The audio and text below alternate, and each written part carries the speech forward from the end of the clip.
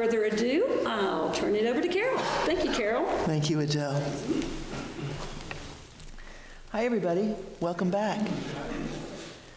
It's nice to see so many of you back. I thought maybe we'd start with a few minutes of meditation, and that way, if we have a few more people coming in a little late, that will not be disrupted. So I'm going to put this back up to, in case you would like a reminder, if I can find it. Basic meditation instruction, posture, choose a focus for your attention, your breath, open curiosity, no need to judge, and when you notice that your mind is wandering, just come back to paying attention to your breath. So let's do that for a few minutes.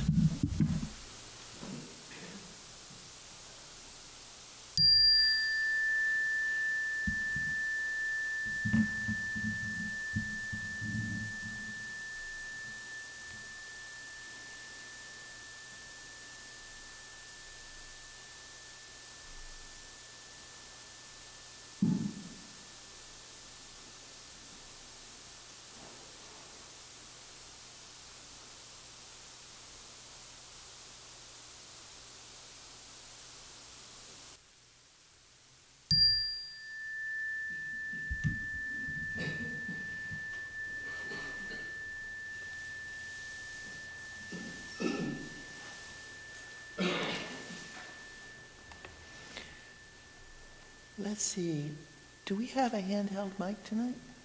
Yes. Great. I'd like to start by asking if anybody has anything you'd care to share about your experience this week of practicing mindfulness or not practicing mindfulness, about writing about your experience. Anything you'd care to share? Anybody?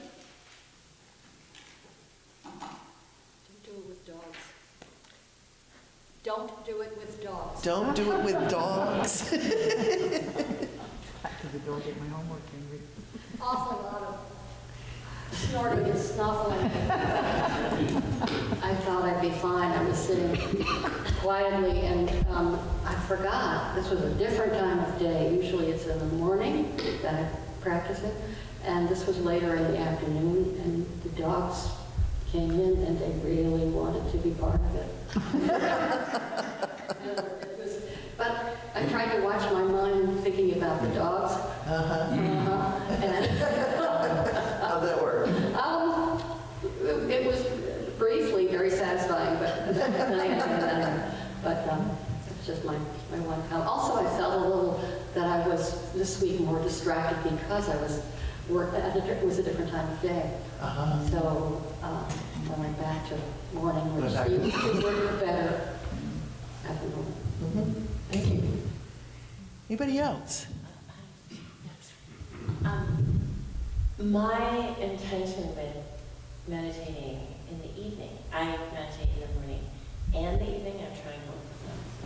And I was hoping that it would relax me more before bed.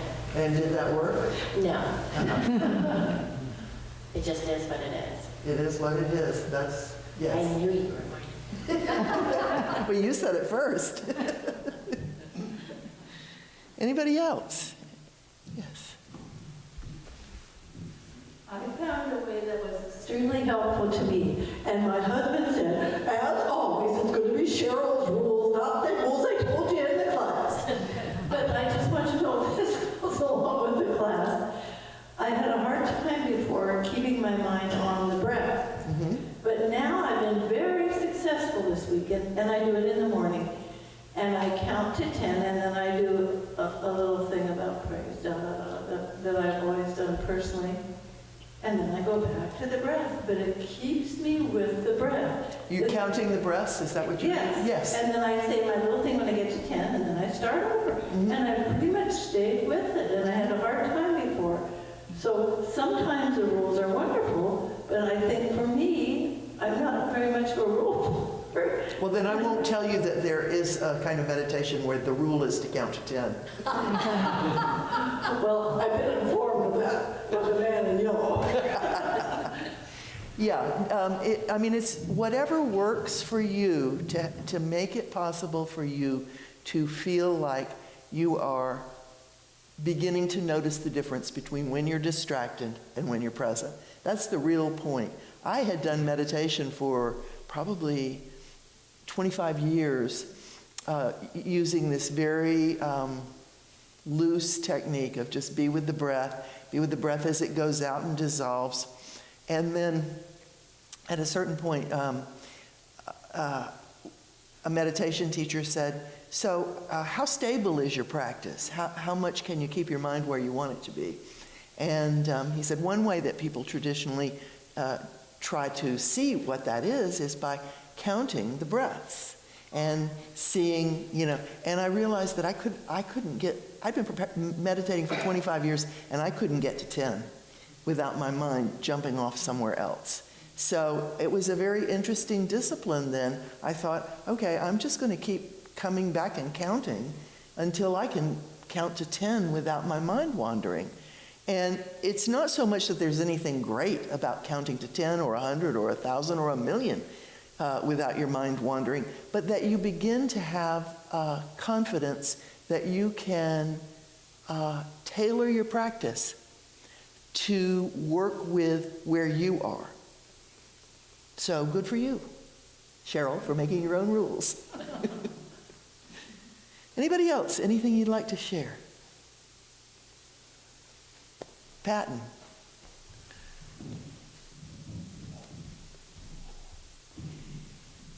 I found that the journaling to be interesting.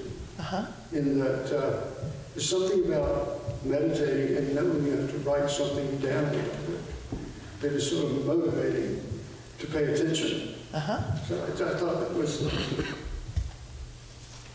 something I noticed. Interesting. Did other people notice that? Did Janice? I hadn't thought about it, but it's true. I hadn't thought about it, but that's true for me too. And I'm a person who, I just don't like journaling, but in this instance, it's very interesting, and I've enjoyed it. Good. Thank you. Anything else? Anybody? Well, I'm just confused about, because you said, Patton, that you pay attention. What are you paying attention to? Oh, just the what's going on in the meditation, rather than just sort of spacing it out. There you go. And he's been practicing for 40-something years. I think I'm on the spacing out phase. Well, we all are sometimes in that spacing out place. And what we're trying to do is actually begin to be able to see the contrast between that spaced out and actually coming back and being present.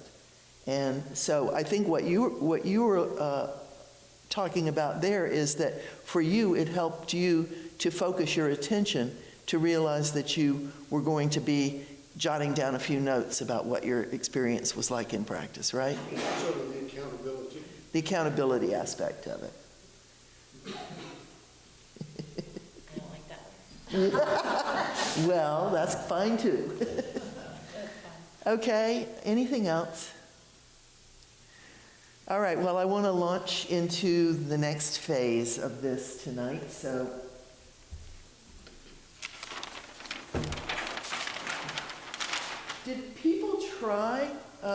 Did anybody try contemplation practice? Yes, I see a few people nodding their heads. Well, I'm not going to, because we have a lot to do tonight, I'm not going to take the time to ask you about that right now, but we might get back to it before we end.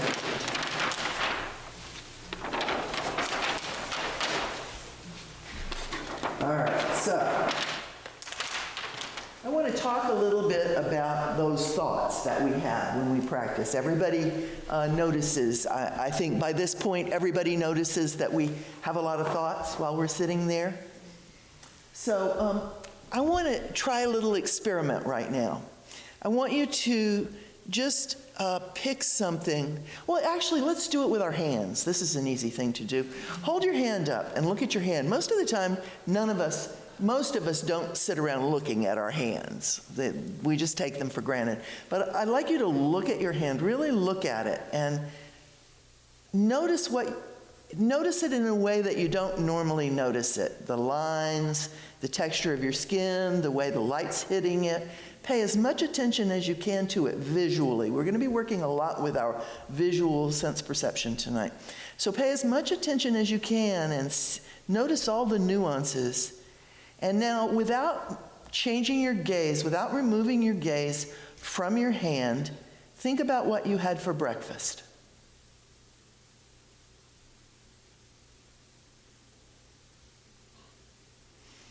Okay, that's it. Put your hand down and tell me if you noticed anything. Yes? I couldn't see my hand anymore. You couldn't see your... I could see it, but I wasn't like... Yeah, did anybody else notice that? The visual acuity, the acuteness of our visual perception when we think about what we had for breakfast is as if a fog or a film or something comes between us and our visual perception. That is what happens to us all the time when we're caught in our thoughts. So when we go around in the world completely caught up in our thinking, we are missing the vividness of the direct perception that we can have when we are really just paying attention to what we're perceiving. Does that make sense to people? Yeah. And did you have that experience? Is there anybody that didn't? Okay. Go ahead. I'd be interested to share because not everybody has the same experience. So. Well, I felt like mine was the opposite. I didn't want to give up looking at my hand to think about what I had, so I just ignored your... So you ignored me. Okay, that's fine. I don't care. Go ahead. Anybody else? Somebody here? Well, I didn't eat breakfast, so I didn't have time. Didn't eat breakfast. Okay. All right. Well then, okay. But you could have thought about what you had for lunch or something. You get the point here is. I didn't get to the thing because I didn't have anything to put in. Well, this is something, if you want to test it out empirically for yourself, you can do it anytime.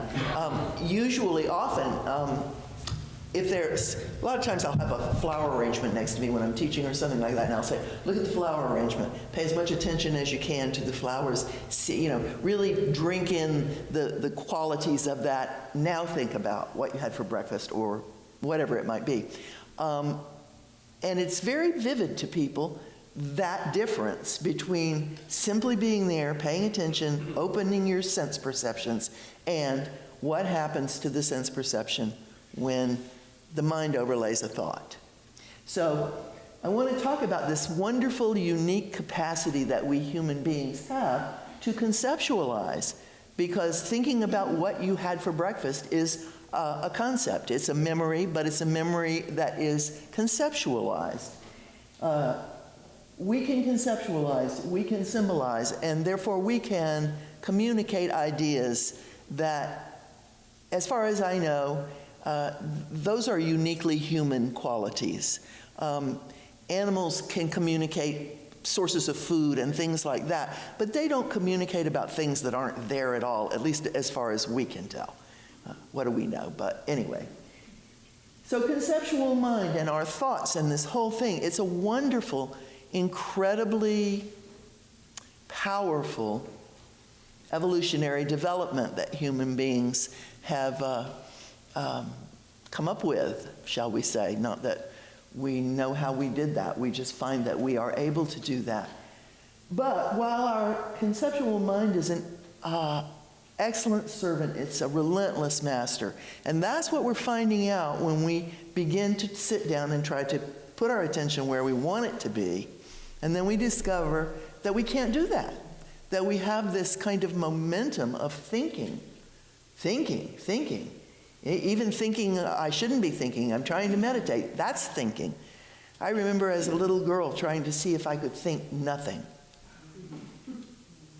And, you know, you can you can make nothing kind of monolithic in your mind, but what we're actually developing in mindfulness practice is the ability to let go of the content of all that thinking and learn how to rest in wakeful presence. So we tame this relentless master, we turn it into something that is actually in the service of our intentions, what we want to do in life. We do that by learning how to rest in wakeful presence. So then we can see when something bubbles up in our minds, whether it's a thought or an emotion or an impulse, whatever it might be, we can actually notice it, see it, have some clarity about it.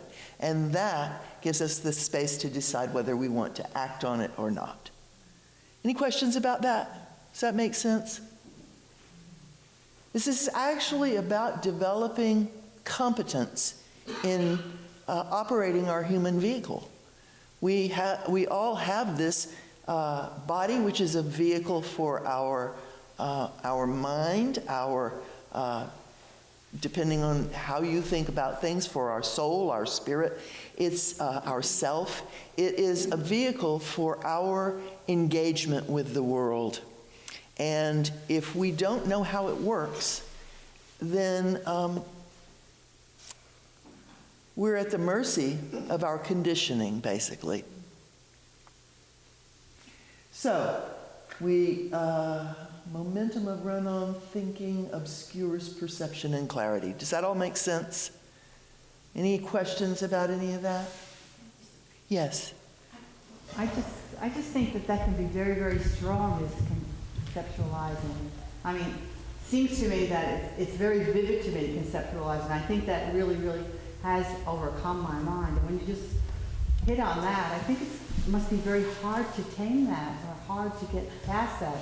Because you go, it's sort of like that thing of, is it like getting in the car and, you know, you're going someplace and arriving someplace and you don't know how you got there, you know? Because you're conceptualizing something else. Right, you're caught in your thoughts. And I seem to go from one conceptualizing thing to another one, you know? Well, I don't know. I mean, welcome to the reality that most of us share. I mean, that's really true. Most of us are constantly going from one thought to another, and that's why we call this practice.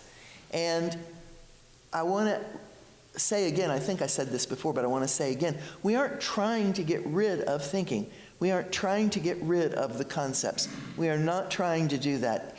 If you try to do that, that's just another concept that you're laying on top of it. Oh, I should get rid of my thinking. I should not be thinking all the time. That's just another. What we're trying to do is develop the discriminating awareness that allows us to see when we're caught up, when we're thinking about breakfast and not seeing our hands. We want to be able to tell the difference. And if you do this practice enough, if you maintain a regular discipline of doing this, it begins to permeate your everyday experience when you're just walking around, when you're not meditating. It begins to become something where you notice, oh, I'm in my car and I'm driving and I'm not paying attention to driving. Or I'm standing here washing my dishes or brushing my teeth and I'm thinking about a phone call I'm going to make or the last conversation I had. And it's not that that's problematic. It's that as we begin to notice more and more the alternation, the contrast between those two, automatically we begin to find ourselves resting in wakeful presence more and more. Candlin. I just wanted to offer a memory I have. I was having a love affair, and there was a man I was very much involved with, and we met and we got in a car and we drove off, and I hadn't seen him for a long time. But when I think of that memory, what I remember is what I was thinking. I don't remember what he looked like. I don't remember and a couple of years ago that occurred to me that I had completely missed this very poignant delightful moment of my life because I was thinking. Uh-huh. So it really, what you were saying really reminded me of that, and I wanted to share that. Thank you. Thank you. Yeah, we miss a lot of our lives that way. That's why those moments when, I think in the first night I was talking about the sunlight on the leaves as they were, that's why those moments jump out at us, because those moments we realize we're not missing life right at that moment. There's something very real and immediate is occurring, and then we start to tell ourselves a story about it or try to recreate it. Let me get back to that fresh, open moment. Maybe I can, regenerate it. It doesn't work. The only thing that works is to train ourselves so that we can tell the difference between being caught in our thoughts and simply being present. And as we do that more and more, we find ourselves able to be present more and more. It's an organic process, and it's like if you're a really good gardener, you can, if you're a really good gardener, you might be able to force a blossom to open before its time. But most of us might not have so much luck with that. And trying to force ourselves to get more aware or more present or than we are is a kind of aggression. It is not being friendly to yourself. Being friendly to yourself, making friends with yourself in the way that this practice is about being willing to be who you are, where you are right now, and accept the fact that this is a process, and the process takes time. One of my favorite analogies to use is the Grand Canyon, which actually is so monumental, but it was one drop of water at a time, sort of bumping up against the earth there over a long period of time, and suddenly, not suddenly, but to us it seems sudden, there it is. So it actually works that way with your mind too. Suddenly, to your surprise, someday, if you keep doing this practice, and I speak from experience about this, suddenly, someday, you'll be surprised that you're there. You're just there, not caught in your thoughts, but just actually able to be present. So I want to talk a little bit more here about the relationship between these kinds of practices that I've been giving you instruction in. So the mindfulness practice strengthens our connection to wakeful presence. Does that make sense to folks? That's what we're doing over and over and over again. And it doesn't matter if you sit and you only remember to come back to your breath once or twice, or maybe you actually get to count to 10. But your mind, wherever it is, if you do mindfulness practice, it will strengthen your connection to wakeful presence. The contemplation practice is a tool for harnessing the power of conceptual thinking to peaceful purposes, to use it in the way we want to use our minds. As I said, conceptual mind is a relentless master, but it's an excellent servant. So we know that. We know that if we want to think about what is the best way to organize my day tomorrow. That's a little puzzle if you've got a lot of things to do. Or who's going to be the best person to accomplish this task at work? Or what's going to be the most effective way to deal with this person with whom I have difficulties? So these are all different kinds of things that call for conceptual mind to actually analyze. So another thing we need to realize is that there's a difference between conceptual mind and rational mind, and a lot of times we tend to mix those things up. But in fact, science has shown that when we think we're being rational, a lot of times we really aren't. We're acting out of some kind of intuitive impulse, and then we'll make up a storyline to explain why we've done that. But here what we're doing is, in this contemplation practice, is we are creating some space with our mindfulness practice, just that space that comes from learning how to rest in wakeful presence, and we're bringing up an issue, whatever it might be, and we're inviting any kind of insight that might care to arise.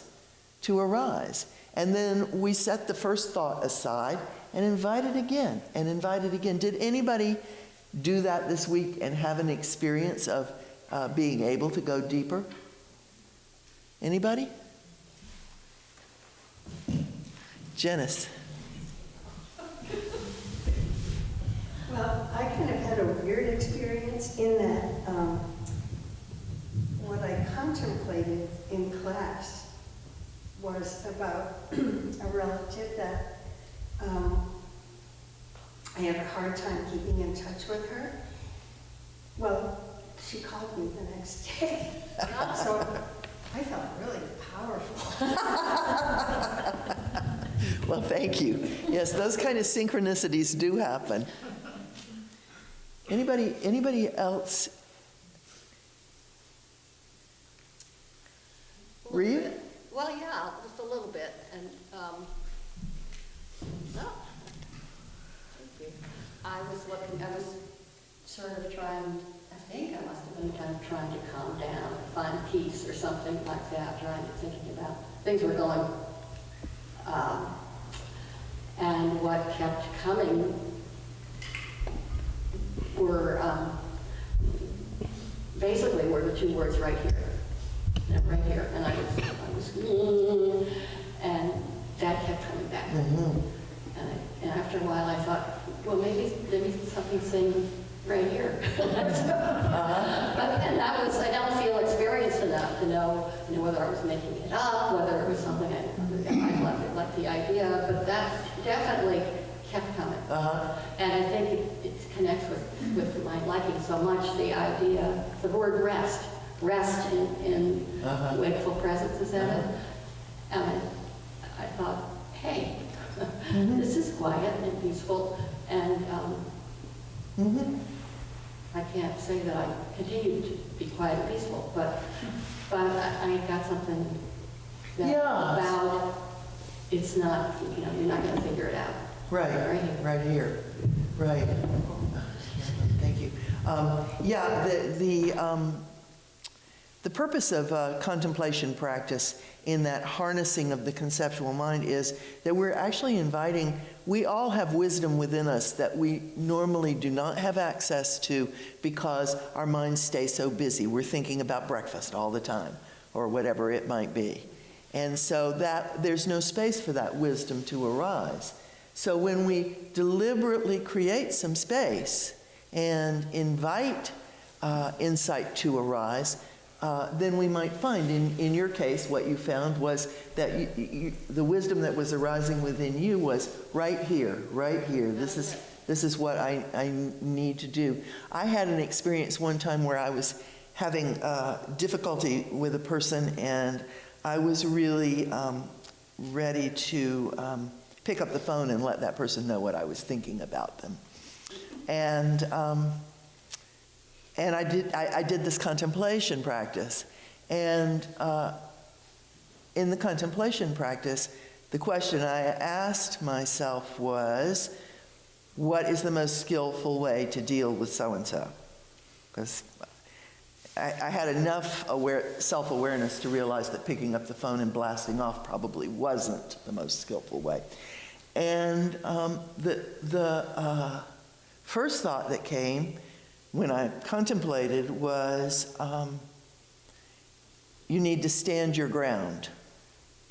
So that was interesting because it did feel like there was an issue of boundary. But then I set that aside and I thought, okay, is there anything a little bit deeper than that? And the next thing that came was, you need to see that person's fear. that a lot of what was going on was arising out of that person's fear that I was taking personally. And then I set that aside, and then I asked myself again, what's the most skillful way to deal with this person? And what finally arose was find out what that person wants from you. So that it was like I didn't start in any place that was like, let me find out what this person wants from me. I started with, I'm going to give this person a piece of my mind. But the contemplation, by going deeper and deeper, gave me insight that this person had fear that I could actually see and relate with, and that I could afford to be inquisitive with this person about what was going on between us. So I offer that as an example. So sometimes if we had more time together and we sat longer, you guys would be coming up with these examples yourself. But I don't want us to get too far off schedule tonight. So now we're going to go to meditation in action. And we are in this wonderful, wonderful building. So I couldn't resist when I was first discussing this program with Bob Jolly. I said, can we take advantage of the whole building, including the gallery? And he said, yes. So we're going to take the next half an hour and do meditation in action in this building. And we're going to be working with our visual perceptions. So I want to give a couple of instructions here. One general instruction is that I would ask you to please treat this as meditation practice. Don't converse with one another. Have your own experience of this. We're looking first at the contrast. So that contrast that I was talking about being present and here and being caught in your thoughts. We're going to particularly be looking at that in terms of the relationship between this and that. We all have this sense of duality. There's the subject, that's me. There's the object, that's everything else. Here, we're looking at the boundaries. That in the physical world, there are boundaries between this and that. We know that. So one of the ways that we maintain the momentum of our habitual thinking is by developing and maintaining opinions and a storyline about how this views that. So what I want you to notice, we're going to do something called aimless wandering, which basically means follow your nose in this building wherever you want to go. I invite you to go down to the gallery and use the art as part of this exercise, but maybe we don't all want to go down there at once. It's going to be a half an hour, and then I'm going to come around ringing this, and we'll all come back up here. But choose different objects of mindfulness. So you could pick a picture on the wall, or you could pick the stenciling on the ceiling, or you could pick the domes of Yosemite. And then see what it feels like to simply stand there and do what we did with our hand. Do what we did with our hand. Just see if you can just be present and allow your sense perceptions to come to you, your visual sense perceptions to come to you. And then notice what it feels like when, see if you can notice what it feels like when you start to develop your thought process about whatever it is you're looking at. I really like that. Gee, maybe they should have hung that picture lower. Or, I don't like this and that. I like this, I don't like that. Oh, I'm getting bored with this. And when that happens, see if you can let go just a little bit more and just open a little bit more and see what that feels like. Because in fact, the boundaries between this and that are not nearly as solid as we tend to think they are. And we all inhabit an energetic world where those boundaries don't exist in the same way. And as we begin to train our minds and tame this the momentum of our run-on thinking and learn how to rest in wakeful presence, we begin to gain access to an interconnected world. And we can begin to experience that anytime we actually stop and fully pay attention in the moment. So, does that make sense? This is the meditation in action that we're going to be trying for the next half hour. Anybody have any questions? Reeve? Yeah, if it's a little hard, if it's hard to move, I know we've had people here with crutches and people, sometimes it's hard to wander aimlessly, comfortably. Right. There's a lot to see. Right. So feel free to, pull up a chair and look at something that you'd like to look at from a chair. Or we do have an elevator, so you can, go to the up and down the floors without having to climb. And follow your nose. I mean, there are these sculptures just out in the anteroom right here. You don't have to go do anything. You don't have to go to the gallery. You don't have to move from your seat if you don't want to. But I invite you to work with meditation in action in the sense that you are moving, or you're just sitting, but you're not trying to follow your breath. The object of meditation here is not the breath, it's whatever is in your visual field. Okay? Does that make sense? Yes? Can someone turn the lights on in the gallery behind?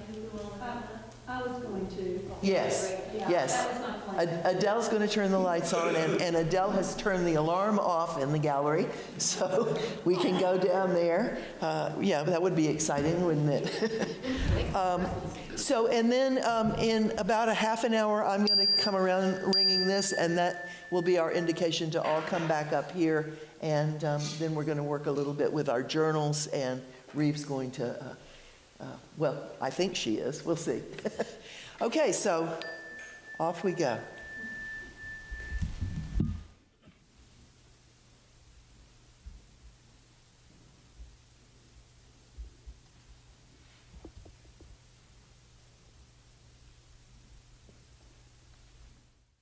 Well, I hate to interrupt those of you who are still writing, but we need to move on. You can always come back to this. So, Reeve, would you be so kind as to lead this part of the discussion?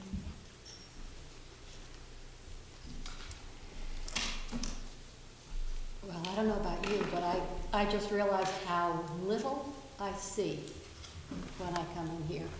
I'm here 2 hours a week in the gallery with the paintings. I avoided it as we did this exercise because I thought all I'm going to be doing is thinking about what I know or what people have told me or which ones I like best. I mean, I knew I would have just tons of ideas if I walked in there. And so I thought, oh, I'll just look at things I've never seen before.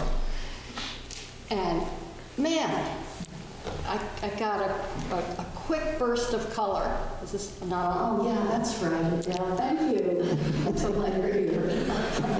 But like I said, I avoided the gallery because I'm there a lot, and I started looking at other places and realized how little I look, and how if I go to something like these extraordinary photographs that I have not seen before, I have a burst of just seeing them. But man, those little thoughts come running in. Like, how did he do that? Doesn't this one look a little bit like a deer in one of those little cave paintings? Or that looks like the place where we took the kids swimming this summer. Or it just keeps coming in. And then I started to move around, and it was interesting how quickly that I could get a quick look. Before I started thinking, well, there's a statue over here, or a bust, I guess, a bronze bust of a man. And I like looking at it, and then bingo there, I'm thinking, nobody's rubbed his nose. They always rub their noses in the museums. But just the kind of the dance and play of thoughts. And I only got as far as two things as when I was writing here, because so much went on. So I don't know whether anybody's ready to share anything that is already written. And if you are, that would be lovely. And if not, I'm going to ask you to write some more. So you're in for it either way. What I'm thinking, Patton, we've got someone. All right. If you'd like to, just let us know. I realized I come in 2 hours a week and sit in the gallery, and I realized how little of the art I've seen outside the art gallery. Yeah, I found it. And one thing in particular I noticed was I was down in the lobby, the main lobby, and I looked at this picture and I thought, that's got to be by the artist who did my favorite painting. It's in the gallery. And so I looked up in the book, and sure enough, And it was. Well, good for you. You haven't wasted those hours in the gallery. That's great. That's interesting. Anybody else? Yes, we have another. Thank you so much. I wanted to say thank you. I've been in the gallery often before. I have 2 small children, so it also made me realize how much, anytime I experience anything, there's always a part of my brain of, did they have a snack? Did they do a bathroom? Yeah. Where are they? Where are they? So that was, I could have stayed all night in there. That was lovely. And things that popped out with the different pictures. And yeah, so I just wanted to know to thank you. That was a wonderful experience. I agree. That was a gift to just to be in those places. Yeah. I was, I went into the room, the downstairs room right away, and I was just pulled in by the spiral staircases. You know, and I sat down for a moment and looked around at all of them, and you see the staircases that are incredible, and you see all the spindles and all the spiral, and I was saying, well, why am I liking this? And I'm thinking, oh, this is like the DNA helix, and then it started to go all off into these things, and I sat here for a while looking and saying, I wonder if this is repeated in any other way, the spirals any other way. So I went and looked at the frames to see, and they are very ornate, and to see how many of those. So that was, I don't know if I was supposed to be doing that, but I just was torn into, it was my quest then, to find spirals and DNA connections and stuff, and all through there, trying to figure this out. But kind of a laugh on the way out. I looked at the staircase the last time on my way through, and it said on it something like closed. So, okay, I'll go back. Oh, that's neat. Thank you. Yeah, I'm going to follow up on your spirals. I'm staring at these spirals and I look at everything from a developmental standpoint, and the bottom of it looks like a little body with a head, and then it stretches out a little bit, and then it gets really twisty. It goes over, but it's really, really twisty and complicated. And at the end, it straightens out. So it's really life. With that twisty mess in the middle. And then it straightens out. I'm glad you said it. Does anybody else have something? Oh, right here. Yeah, in the gallery, I found myself drawn to a couple of paintings of figures that seemed to be totally in the moment. They weren't depictions of religious scenes or mythological scenes or anything, just ordinary people doing something ordinary, but the expressions that were captured on their face suggested they were totally into that moment. What a. And sort of in an ambiguous way, you couldn't tell what exactly it was they were thinking, but they seemed to have captured that being in the moment in the way the painters captured their faces and eyes and features. Thank you.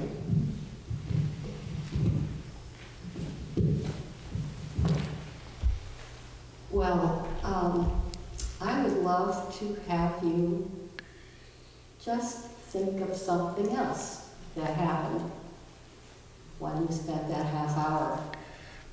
What else? Even if it's just impressions as you move around, or what you're thinking about what you're thinking, or what you suddenly saw. or what was really boring, or whatever it might have been. And I don't think we need more than, let's say, 3 minutes. How about it? Okay. So maybe saw more than you can call to mind right now, and thought more than you can think of. But I'm wondering if anybody has anything at all. We've got 2 regular items. Go ahead. Oh, no, she's got to wait for the Oh, she mic. has to wait. I'm so sorry. You can come up here. Thank you. Well, I've had such an experience, and I don't really know how to share it, so I'm just going to read the notes I wrote down. That's great. I had an unfolding of the last 6 months of my life of my dedication to a purpose that has no explanation. And it's rocks, and I found the picture there, and I really looked at other things superficially, but that's the only thing I was just focused on, just the ones that were definitely rocks. And for the last 6 months, I've been dedicated to this purpose.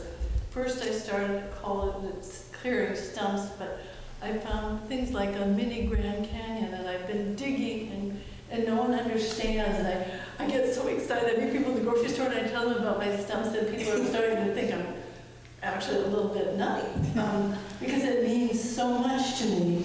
But standing in front of the one back there, I started to get tears, because it's not a funny thing to me, and it's not a job thing. And I get so tired, I'm non-functional almost at the end of the day. But I'm overwhelmed by the thing. I wrote in, 70 years of questions have been answered for me. I have them now. I have the answers for me personally. And it's such a powerful feeling that I'm not the same person that I was before I found my rocks.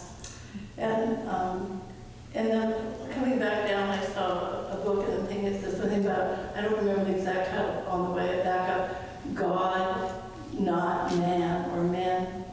And I really believe in God, but I don't believe in any formal religion, but I really feel strong. And my God, I found in those rocks. And I've been digging and pounding and working hard and loving every moment of it. And I found a wholeness I've never found before.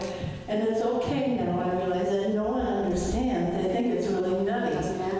But I understand, and it has purpose, the deepest purpose ever in my whole life, and I don't know why. It doesn't matter. I have found I am wholly me, and that is beautiful. And soon I must say goodbye to my rocks for the season until spring. And even talking about it almost makes me cry. But they will be there.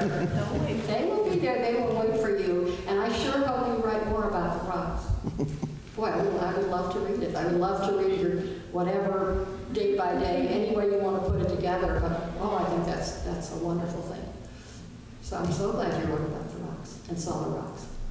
Yeah, right here, Mary Liz. Unwisely, the picture that shows me, I couldn't see well unless I went down the steps a little bit here. Mm-hmm. You saw me. I saw you. Yeah. I saw you watching me. No, sorry. I was obsessed with keeping my balance. I was standing, teetering on the edge of the top stair. I was tense, I was tight, I was afraid.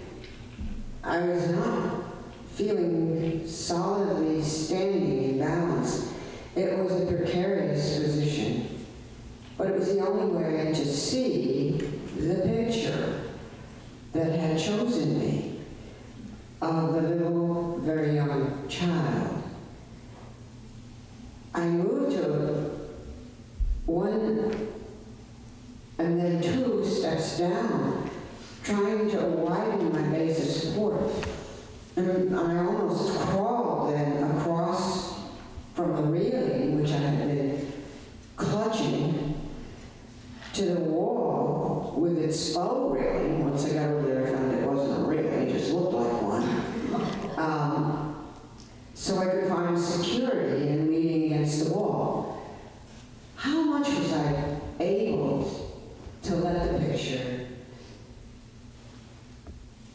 be there for me, and yet I was, because I was so preoccupied with staying upright and not falling down the stairs,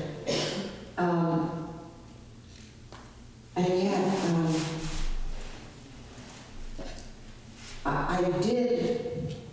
I was immediately commanded almost to look at this picture by the way in which the child presented herself. I began, of course, to analyze everything, but before that, it was really just so relaxed, so easy in her own body, and so focused on something outside of the picture itself. And it was just the opposite of me.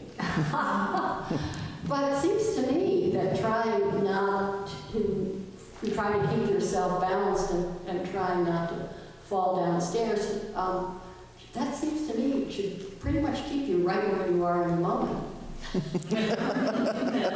Yeah. I'm not sure, but it was the picture that did it. But I was Carol Hyman, the contrast between how simply he and ease this child was, and the opposite. Reeve, this... I'm sorry, I didn't see. Thank you. So I wandered over to the left and came upon an image that was very familiar to me growing up. It's the Albert Bierstadt image of a Native American stabbing a buffalo. Very dramatic. And it was an image that I recall as a child in a history book I had. I believe it was in color. And it was always, it always stood out for me. Probably as a child growing up, it was because of the dramatic violence of this image. It was tremendously violent in a sense. This time, as I saw this familiar image, I looked at it much closer and saw so much more. And this time, rather than focusing in on the central image of the Native American and the buffalo in this encounter, this great tension, I looked to the periphery, and what I saw this time were the buffalo who had already been wounded or dying. And so in seeing the larger image that Bierstadt did, it just became so much more powerful. Even, I would say, in a sense, I was thinking even three-dimensional. Before, I think I was looking almost in a singular plane, but suddenly I felt almost like I was in that painting, and it just reverberated with me so much more powerfully this time around. Yeah, it's kind of a neat thing to compare yourself with the 14-year-old and the 65-year-old. Clearly a lot has happened to them. Thank you. Thank you.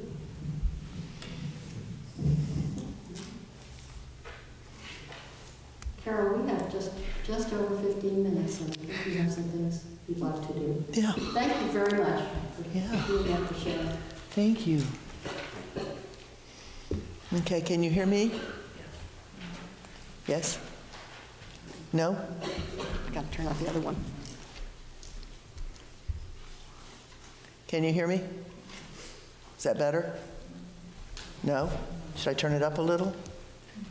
Yes? Ooh. How about that? Okay. Is there an echo now? No. Okay. Thank you, Reeve. Thank all of you. I was struck with how extraordinarily fortunate we are to have this incredible facility here in our little town in the Northeast Kingdom with so much richness and beauty in it. And I found myself actually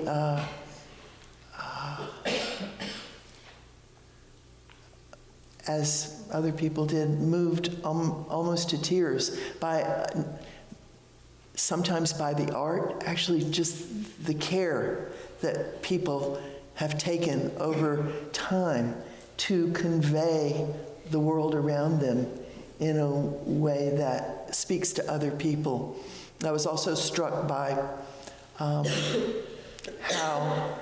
that three-dimensionality that you talked about, and for me, where I really found it was in the landscapes and the waterscapes, and where you could actually almost feel like you were being drawn into a place that you had never been, or that reminded you of some place maybe you had been.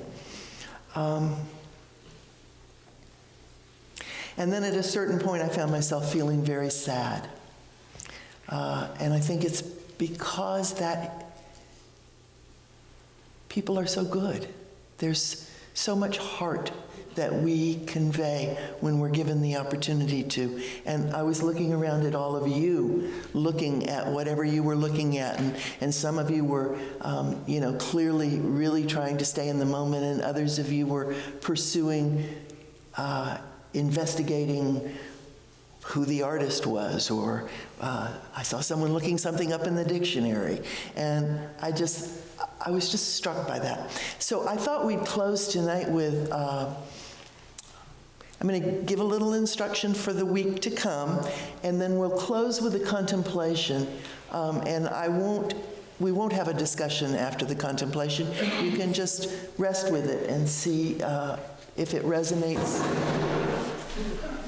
What did I do? Oh, I know what I did. I bumped that thing. Here, wait.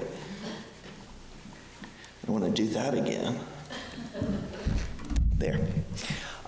See if it resonates over the week with you, and I'd like to invite you. So over the week, this is the instruction to continue with what we've been doing with your daily 10 minutes a day, if at all possible. If you feel like doing 10 minutes in the morning and 10 minutes at night, so much the better. But continue with trying to maintain a regular discipline and take some notes. Keep up with your journal a little bit about that. But I'd like to also ask you, last week I talked about meditation in action, and I said, pick a couple of things, brushing your teeth or making your coffee or whatever. Now I'd like to invite you to take the exercise that we just did into your everyday life. So whenever you remember, which could be whenever you notice, how often does it happen during the day that we realize, oh, I'm rehashing yesterday or rehearsing tomorrow. So whenever you notice that you're not in the present moment, just simply see what your sense perceptions are in that moment. The same way that we were looking at the art and things in here, see what's in front of you, hear what sounds you hear, feel what you feel, but just try to drop into a sense of embodied presence. We all have, by virtue of our human birth, this incredible capacity to appreciate the phenomenal world. And our sense perceptions deliver that information to us without really much effort on our part at all. All we have to do is pay attention. So I would like to invite you to take that into your everyday life and see. It seems hard to believe, but we only have one more session. So I'd like for you to try that and see, and we'll talk some about that next week and talk about how you can expand your ability to apply mindfulness in your everyday life. One of the other things that I noticed when I was walking around is how persistent habitual patterns are. And so after saying aimless wandering, follow your nose, I realized how quickly I came up with a little agenda. Well, let's see, I need to go to the bathroom, and then I'm going to take a walk through the gout. And it's so deeply ingrained in our behavior to set agendas for ourselves. And it's not that that's a problem. We want to be able to do that. But it's good to be able to notice that that's what we're doing. And sometimes that's exactly what we need to do. And other times we could afford to let our efficiency expert, our inner efficiency expert, could relax for a little while. Okay, so we're going to do a contemplation right now. And so we're going to start with just some couple of minutes of just settling back down. So I invite you to use your breath first to establish, and then just sort of feel yourself in your body in the room here.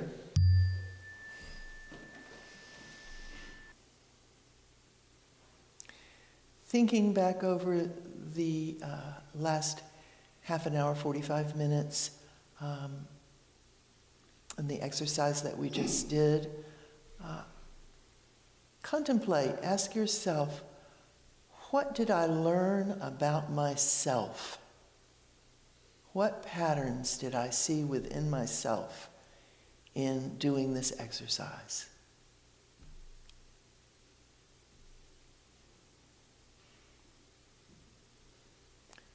And if nothing comes to mind, that's fine. If something comes immediately to mind, that's fine too. You could set it aside. Just be aware that there's something there that you might have learned about yourself, and see if there's anything a little bit deeper. See if you can go a little further into reflecting on your experience. What did I learn about myself and my patterns in doing this exercise?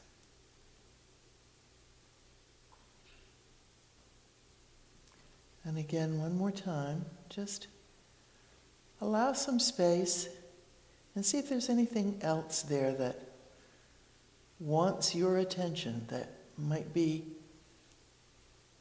your inner wisdom, showing you something about yourself as you engaged in walking around in this building, trying to pay attention to your sense perceptions.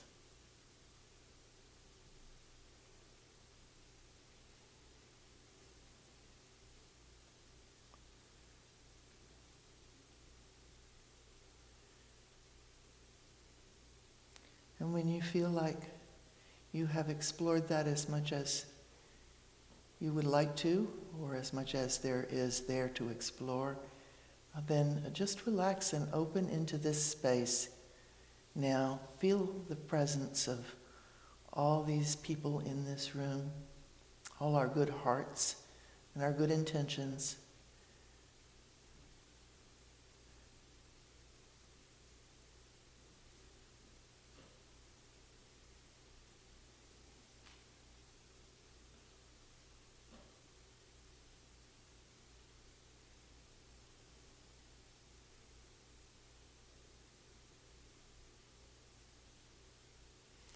And our willingness to do the hard work of actually breaking our patterns, breaking our habits, and cultivating the ability to rest in wakeful presence.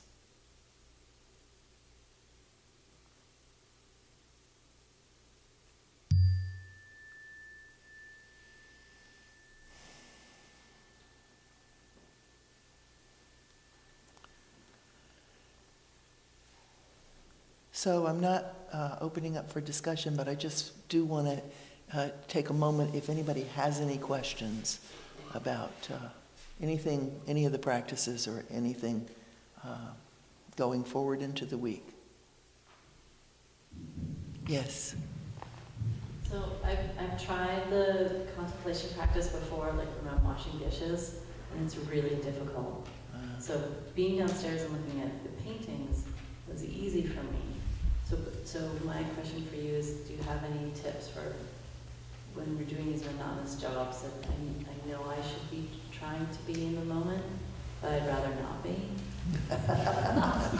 Well, you know, what I would say is that's a very profound insight to notice that you're trying to be in the moment and you would prefer not to be.